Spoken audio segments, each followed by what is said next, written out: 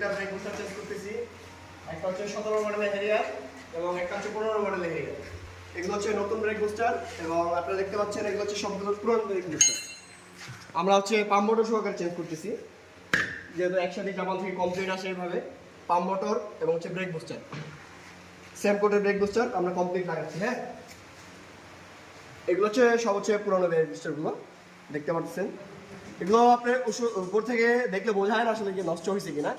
এগুলো হচ্ছে আপনার গাড়িতে কোড আসবে C91, accumulator abnormal leakage. Pump motor দুটো চেঞ্জ করতেছি।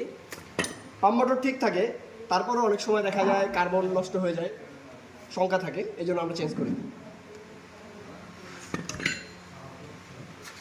এগুলো দেখা দাও কাস্টমার যারা আমাদের ক্লিয়ার দেখতে পারে। বেশ এগুলো জানো ক্লোজ নতুন যেগুলো। ওকে বছরে 5